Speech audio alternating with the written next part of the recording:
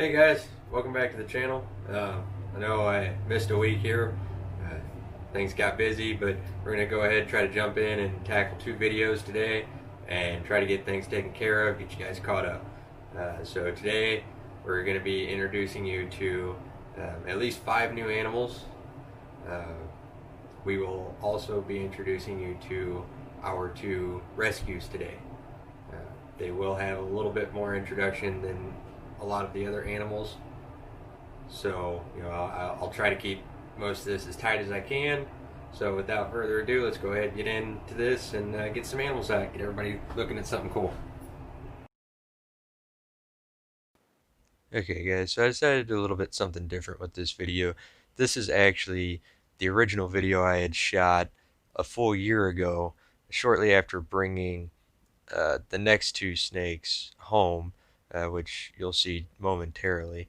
This is actually Apollo. This is one of the babies, our holdback from our pairing last year of Sylvia and Drago. Uh, Drago is a high white candy cane corn snake, and Sylvia was a green spot snow. These overlays here, those are actually the images of how he looks now compared to how small he was then. As you can see, he has grown quite a bit, and his colors are filling out really nice. I'm hoping that we'll actually be able to take him back to his mom next year. He is growing pretty nice, so I'm hoping by 2 years old we'll be able to do something, but we'll see how he sizes up and how everything measures. Alrighty, and up next, this is Bane. He was one of our other new baby pickups. We had just gotten him and the next snake. Bane is a hypermelanistic het for albino Cali King. He was extremely small when we got him, as you can see here, but as you can see, he has grown quite a bit. It actually works out quite well that I had decided to do it this way before I ever even got up to take the pictures, because it's kind of hard to see from that picture there, but Bane is extremely in blue right now, completely blind, so it was better to be able to have a video like this with him than one where he would have been kind of freaking out anyway.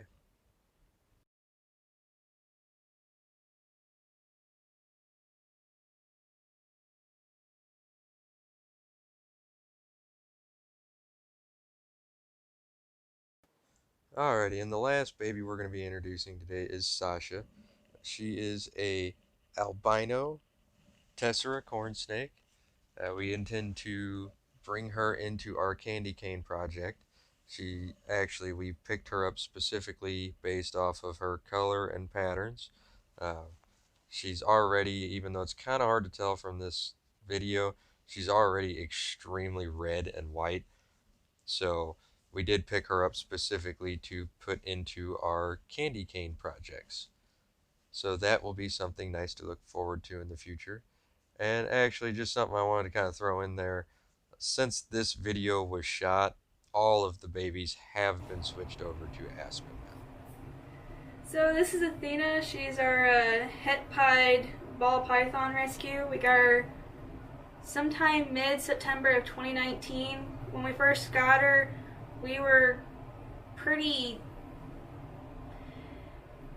misguided or misinformed of how really small she was when we got her. They had said that she was a picky eater and loved to be handled, and it's odd for a ball python, really. But when we actually first saw her in person, she was really just skin and bones, couldn't really lift her head, and just overstimulated. She weighed about like 97 grams when we got her home, and we didn't know if she was going to make it. But when we first got her, thing to keep in mind was, 97 grams, yes, that would be a small hatchling. She wasn't a But hatchling. when we got her, she was supposedly already a year old. As in, they had supposedly had this animal for a year by the time we had gotten a hold of her. and she was only 97 grams. I cried when I saw her. I tried so hard not to lose my temper when we got her. She was only about 2 foot long and absolute skin and bones. But you can see here, she was told that this is normal het pied.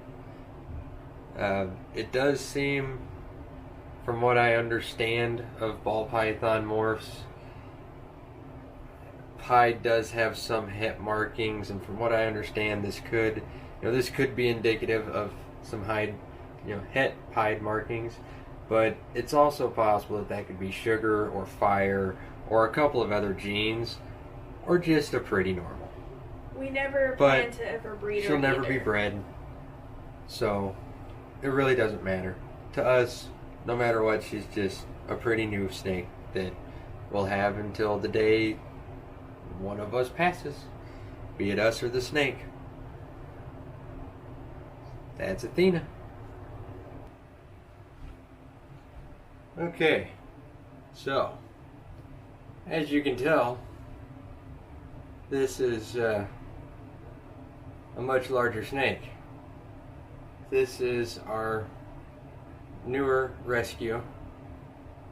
She is an approximately 7-year-old boa, just regular boa imperator.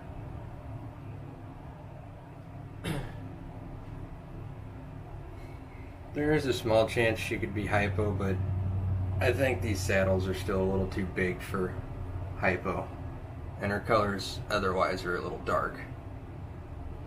I got her off of a younger gentleman who unfortunately didn't really know what he was doing keeping snakes. And as you can see, she does have damage to her face. We've had her for a little while. She does have some respiratory issues that, we've been to the vet and got medicine. Unfortunately, it wasn't enough, and we haven't been able to get back to the vet due to COVID and costs. We just haven't been able to pull it off. As you can see, she is actually a very docile animal. For the fact that she spent nearly 7 years in absolutely subpar conditions and her health has severely suffered for it. She actually shows no adversity towards humans. To my knowledge, she has only ever struck at a human being one time, and it was actually me. It was the day that I went to take her to the vet. I hadn't had her but for about a week, and I loaded her up into a dark gray tote. She's gonna crush my glasses off my face. I should have known better.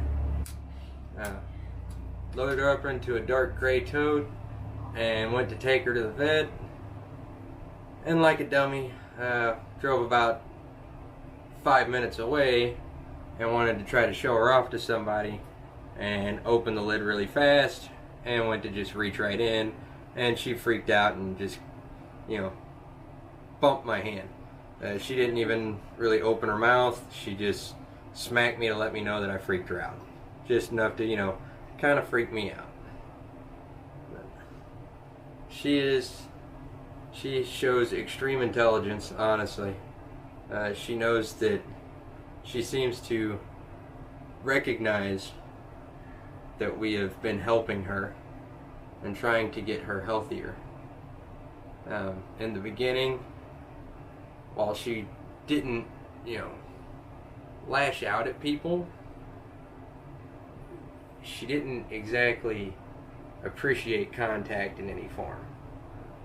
But now, as you can see, she's actually pretty loving. She tolerates us very well, and she gets very comfortable with me. But as you can see, when she's out and being active, she does have to gasp for air quite a bit. So we do try to keep the handling to a minimum. Yeah, see that? Oh, sweetie. See? She's starting to get tired now.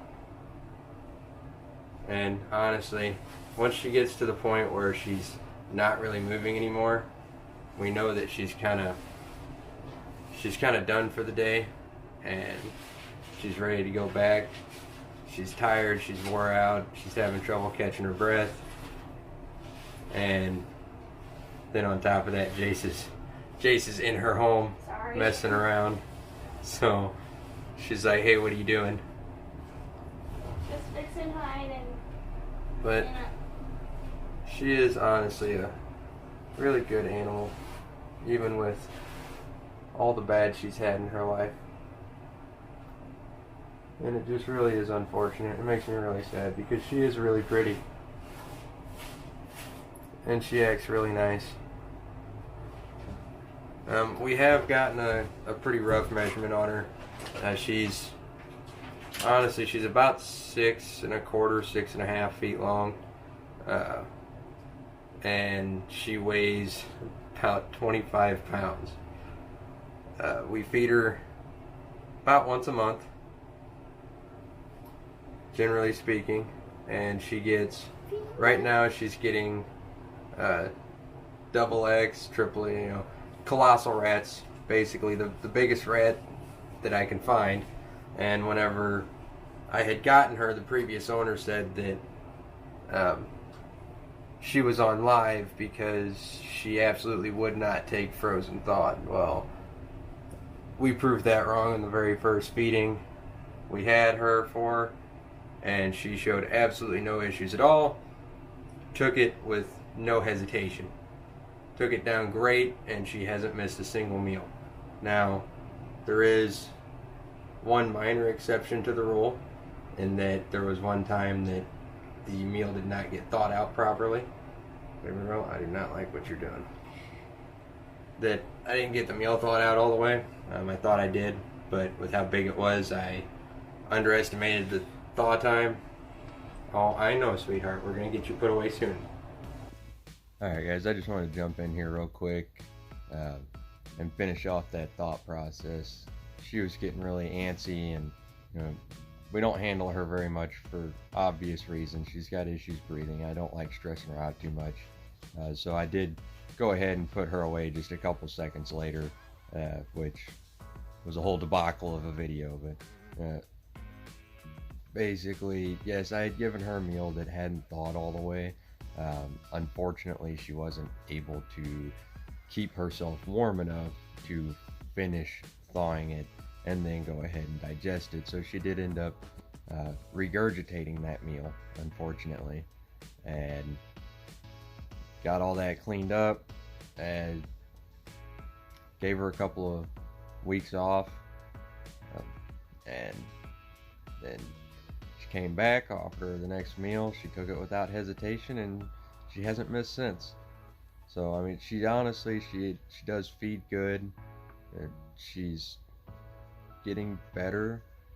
She seems pretty docile, but she's definitely a work in progress, and she will likely be one that has a very dear spot in my heart for the rest of my life. But that's Naraku, and alright guys, that's all the time we've got for this week and all the animals we've got for you. Thanks for stopping in and checking out the video. Next week we will have another video with our last animals that actually have the least in common with any of the rest of our animals. So make sure to check in on that video, and if you like this video, don't forget to like and subscribe, and maybe share me around to some of your friends. And until next week, we'll see you guys in the next video.